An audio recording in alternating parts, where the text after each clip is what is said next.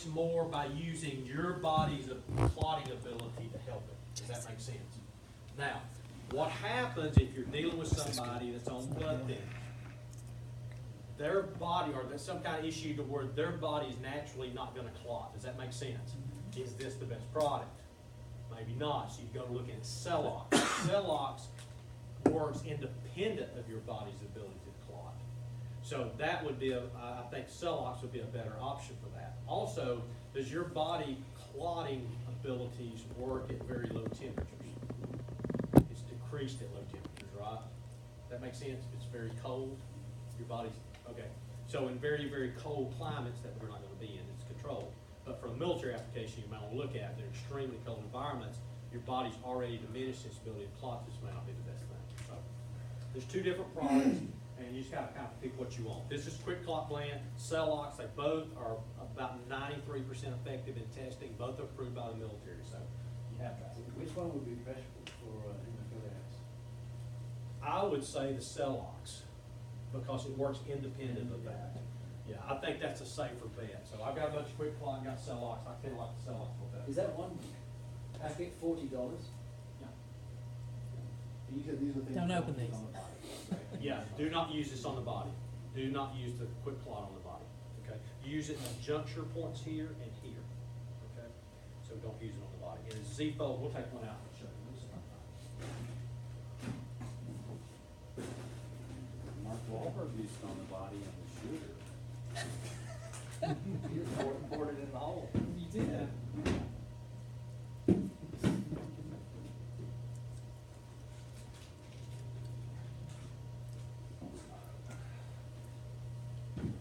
And then this is a little pack of gloves that comes. You buy those. It doesn't matter about that thing. They come that way. That's where I got my glove from. Okay, On so the freight though, yeah. as your fingers. So here it is. Let me get the black ones. There it is. That's how it's going to come out in here. Now the stripe, this little blue stripe, the only thing that's for is that will be picked up on an X-ray. So when they go in, you pack that wound full. They want to make sure you get all of that out, right? So you don't leave foreign contaminants. So that'll actually show up on the X-ray. So when the X-ray, make sure they get it all out. So that's the blue thing has nothing to do with the clotting agent. The clotting agent is actually impregnated into the clot. Okay? Now, if you got these, what I would recommend on something like that is a trick that was when we were at Fletcher, a guy that came out of Air Force Pararescue. If you know those guys are like big time medical guys, right? So, and when we did our scenario, we were just covered in fake blood and all that stuff, and you can't get these things torn apart. So what he recommended works is take duct tape and come all the way across here and leave a tape on each side.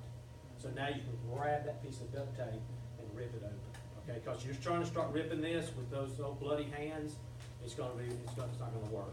So you end up grabbing with your teeth and tearing it up. Don't want to do that on blood, right? Yeah. We had fake blood, so we're good. So. All right, so that's that. Okay, so that's the Quick Clot. So let's talk about, staying with that, let's talk about these bandages. A couple of different bandages. There's a bunch out there. This is called an H&H bandage. All right, and that's the package it comes in. Let's see if I can find one that's not that bad.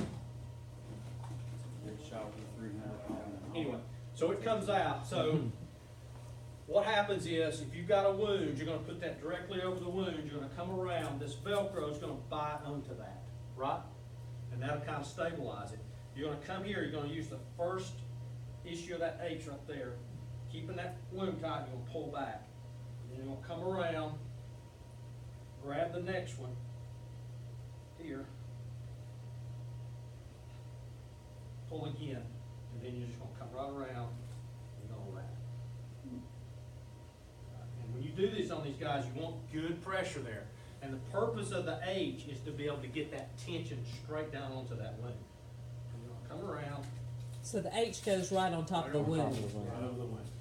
You're going to come around. This has got Velcro. Here, see the Velcro here? But a lot of times that won't stay. So we're going to come right in here and just put that in. Now keep in mind, once you get this on, all this finishing work, you've stopped the bleeding, you've covered the wound. Does that make sense? So that kind of, so all this finishing work is just so when they transport, this is not gonna come off, all right? So you're gonna put that on, all right? So you got that one, and I can feel that throbbing because I've got it tightened up. So if you do it right, you can feel it. Okay, then we got another one. This is just a North American Rescue. The pad's a whole lot smaller, it's a little smaller than that. And it's simply same thing here. You're gonna come in here, it's gonna bite here. Now one trick you can do is right over the wound, you can come into here and twist it, all right? And then that puts a little bit of more of a bite there. All right, and just come around to it. All right, same thing there. Come all the way around. You're gonna come in, secure that. So you're good to go there. And then we got another one here. Still feel your toes? Yeah, they're starting to get just a little bit. It's amazing. All right, then we've got, this is what, everybody heard of it, Israeli bandage? Somebody's already heard of that, Israeli bandage? So that's what we got here. So with those, you've got this little tab here. So you're gonna put it on. You're gonna, come around, that's what It's happens. real life, that's what's going. You're gonna come around, and what you're gonna do here is, you're gonna run it through this, pull tight, well, go down, pull tight, come back around. That's how it bites. So we're gonna go here, pull back tight, we'll come around. And of course, that wouldn't be unraveled, you kind of wrap it around. Everybody see what's going on there? All right, then we'll come around, same thing here. Now, we use these in training, we snap those, but a real one, they won't break, they'll hold up good. So you got 3 different styles. There's actually another one out there called Olay that's got a different, all of them have their own special little methods to do it, okay? But the key on that is, right over the wound, put it on there, make it as tight as you can, and you're good to go. Make sense? Okay. All right, so, talk about tourniquets. All right. So this is, yeah. Excuse me, these are non-arterial. That's right. Yeah. Now, if this is all you got on arterial bleed, that's gonna be all you have. Try to pack that on top. But if you got a deep puncture, that's not gonna work. If you can't get that cotton directly on top of that bleed, it's not gonna work. Yeah. Yeah, this would be more for a venous bleed or something like that. Make sense? All right. Had a guy tell me one time, we were in SWAT school, he was a paramedic with the military, and he said, look, if you see something that makes you feel uncomfortable, like it, ooh, that's ugly, he said, cover it. Just cover it. You know, they said, well, what do I do about this? Just cover it. Just cover it up. All right. So anyway, so with the tourniquet, I'm gonna take these things off and I'll cut my. All right. So with the tourniquet, when you first get a tourniquet, the one thing you do is open it up. You want to stretch it out because the inside there is what actually pulls it. All right.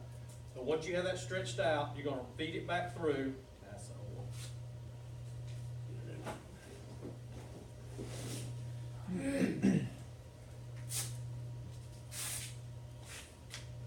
All right, so we're good. Stretch it out. You want to stage these things. How you stage them is something like that right there, where you've got some kind of tail to grab. And then from here, you can fold them in and stage them wherever you need to in your kit. All right. Now this little tab, we want to get it out of the way. Don't have it closed for obvious reasons. Now I've got to take it loose to put the windlass in. So have that staged out of the way. Here's your windlass. So now when I pull this out, I've got me a loop there to run that through. All right. So if you're doing it by yourself, man, a lot of these things are. A lot of pressure on it. Did a good job. I'll give my suit. Cut the And- pants. and- Cut the pants. Cut the pants. Cut the pants, cut the pants. Yeah.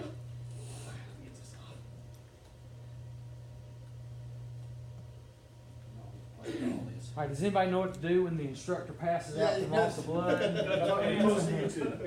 Start with the pants. Cut his pants? Yeah. Don't cut those He'll pants. wake up at that point. Don't cut the pants. Yeah. So anyway, when y'all play with these, you'll realize just how tight you can get them. That's a good thing. Oh, there's the needles.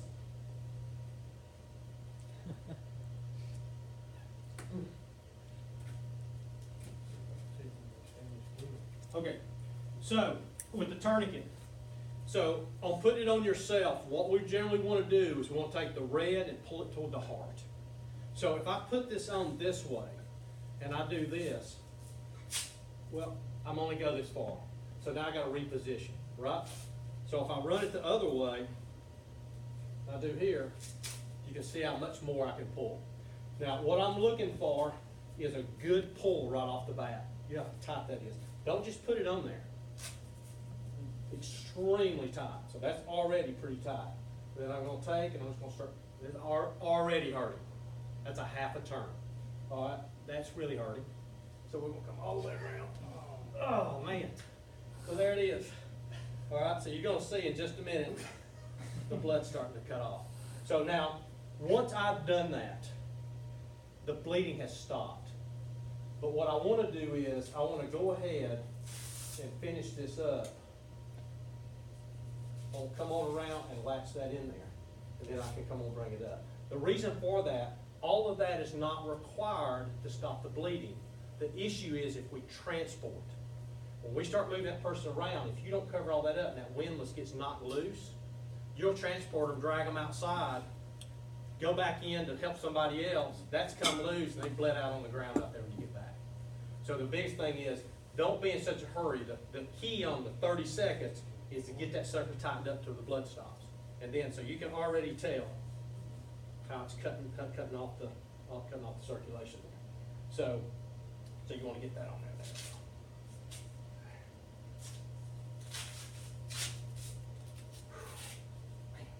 Okay, so when y'all practice these, every time you're gonna have to do this and get them stretched back out. Okay, let's talk about the leg. So with the leg, there's two ways. So generally gonna probably be down. So you can either try to feed it through, which you may be able to do. Feed it through and come in here. Again, I'm the same way. I got it toward me so I can get some pressure in it.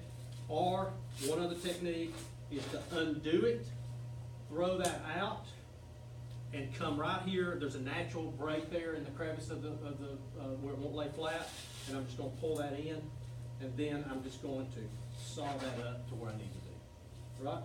And then I'm going to put it in. Get a good bite here initially. All right, I didn't undo that. Stand by.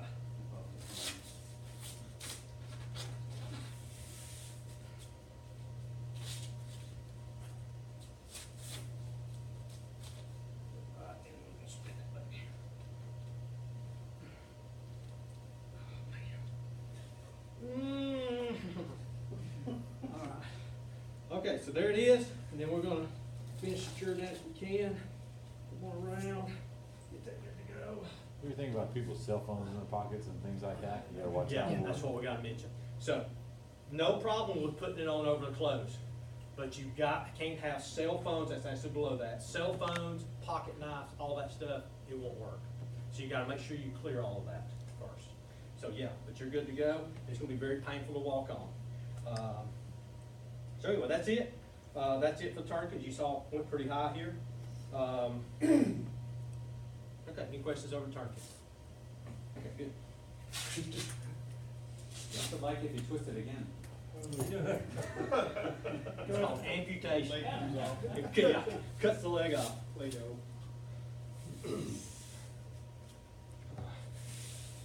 So you said red toward the heart, you're talking about self-administering. If we were putting it on someone else, it doesn't matter. Doesn't matter. Okay. Matter of fact, if you put it on somebody else, you actually want the red towards you, because you don't have to be going against them. Yeah, you want to get here. Brace up. All right, that's I it. don't wanna step on your leg. You can stage this up. If you get a tourniquet, they're gonna come in packaged in a little cellophane plastic. Don't throw that. The time to be tearing all the plastic off is not the time you need it. Okay, so go ahead and get all that stuff taken off. Go ahead and get it staged and all that stuff. Okay, Is that one of the cat bandages you're that's talking about? cats. Okay. That's a cat. It's cat 7. All right, so here's the ankle rig that we're talking about. It carries a cat 7 here, and then it's got some just some regular gauze here, some of the cotton gauze, and then I've got a pack of gloves in there. So you can see, I'll pass this around. You can tell how lightweight it is. It's very easy to carry. doesn't weigh anything. And I struggled for a long time how to carry a tourniquet off duty. And that's been the best for me. If I wear shorts or something like that, like I'm dressed like Nigel, I'll just take the tourniquet out, throw it in the back pocket or side pocket. Is it gonna fit my little girly ankles? It wraps all around. Okay, so we got bandages. Okay, let's talk about this little thing right here. So this is the wound package station. So we're gonna have stations, well, let me mention this. We're gonna have a station dealing with bandages, and let me mention about chest seals. Okay, chest seals are used when you've got a upper thoracic cavity puncture. In other words, they punch through and it's hit a lung, right? And so you've got that air escaping into that chest cavity. We need to get that plugged up. And what they make is called a chest seal. So all it does here, these are easy, guys. You expose the wound, you need bare chest, you find the wound, you peel and stick. That's all there is to it. There's nothing else to it. It's very, it's like putting a Band-Aid on. They're very, very sticky, all right? So you might like to check to see if there's an exit wound too. Yes, very good point. If you've got one wound, look for an exit point, okay? So you've got one here in the chest, look somewhere in the back for another one. These come in 2 packs, so you can do that. Now, if you don't have chest seals, then you can do this. Take your AED pad, that's in the AEDs, right over there. Rip that sucker open and use it for your chest seal. Make sense?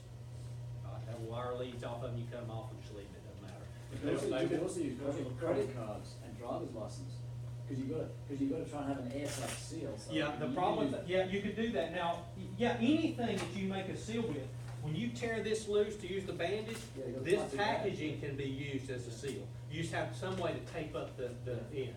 Well, we got tape around anywhere. Go find some tape, take that sucker up. Anything you can do to block out air, that's all you're looking for. So that's improvised, all right? Okay, so we'll have a station with the chest seals, and the chest seals, I don't want y'all stripping off naked and putting chest seals on each other. I just want you to look at them and kind of get an idea. They're pretty simple. If you put a Band-Aid on, you put a chest seal. Just understand what you're looking for. So bandages and that, we'll have tourniquet station doing that, and I want you putting them on each other, I want you putting them on yourself and all that. Okay, this little fella right here. The chest, Chris, the chest, do you need to try and at least get some of the blood off? Would that chest still go over, would it stick over? They say it'll stick, but I would do that. I would try to take a shirt or something and wipe the excess blood off. A lot of times you won't have it. Because there's not gonna be much blood coming out of the lung. No, but they say they'll do it on these big old hairy men and all that, they'll just go right over them. Okay. So no need, what I'm saying, there's no need to shave them and all that stuff to try to get the seal, yeah. So just put it on over. But I agree with you, the blood is supposed to stick over, but if you got a lot of blood there, which may not be, wipe it off, yeah. Okay, so this is what we're dealing with this leg. You're dealing with what's commonly known as an entry wound, kind of what's gonna look like with a bullet. And generally speaking, with the exit wounds, you're gonna get that kind of star-like pattern where that bullet's coming out. Generally, you're gonna have a whole lot more damage on the exit side where that bullet got in there and tumbled and maybe blew apart, especially with a rifle round. So if I'm gonna pack this wound, I would rather work with the exit because I got a whole lot more room to get my fingers in there and get it packed in. Make sense?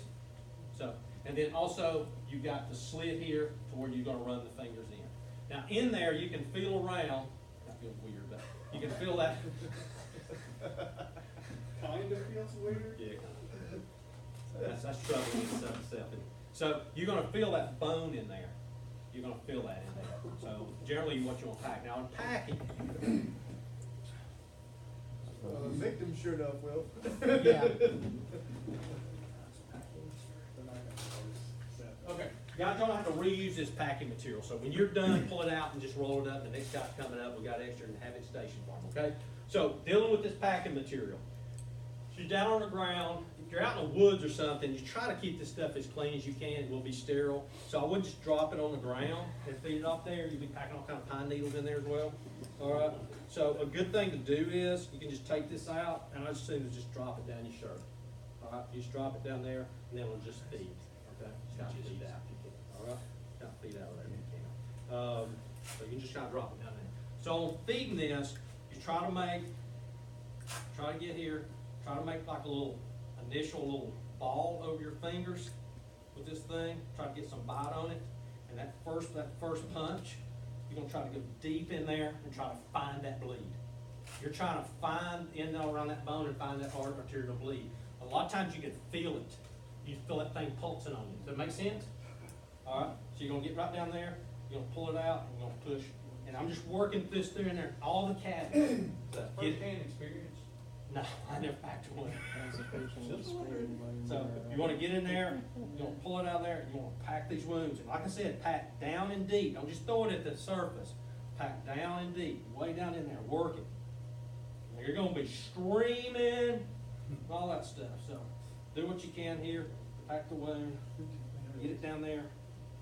All right, makes sense, and just keep working it, man. Just keep working that wound, keep working, and you're working down all these angles. Okay, make sense? And this hole's gonna take the whole thing, I believe. That's good. So Okay. Chris, you're like trying to find, is there a spot that's been torn out, and I'm packing that with the wound? No, you're not gonna be able to find. Sometimes you can find it, but you're not gonna be able to get in there and find that You're specific just point. packing as much in there as you That's can. right. Yeah. That's right. And that's why you want to pack it, initially pack it deep and back in those crevices, because you don't know really where that artery is. But what's gonna happen is it's gonna make contact with this stuff and it's gonna Start to seal clot. up. So go. Okay, so you pack that up. Again, if this is a leg, I'm not packing, what am I doing? I'm putting a tourniquet. So this is more of a juncture area somewhere where I gotta pack up in here to the groin area, all right? So I gotta pack that wound. So yeah, if it's here, I'm gonna put a tourniquet on it, okay? But if you don't have a tourniquet and you got this, pack that wound, okay? If you have, if this doesn't work, if it's not working, and you have another Quick Clot or Celox package, then remove this and start again. All right. If you don't have another, like you got some regular gauze, but you don't have any more Quick Clot, leave it in place. Don't pull it out. Does that make sense? Chris, if you're out in the field or something like that, and you're working with another guy and he gets hit with a lawnmower blade or something like that, and you have something like this, if you took a t-shirt and tried to pack the same thing, would that be? Yeah.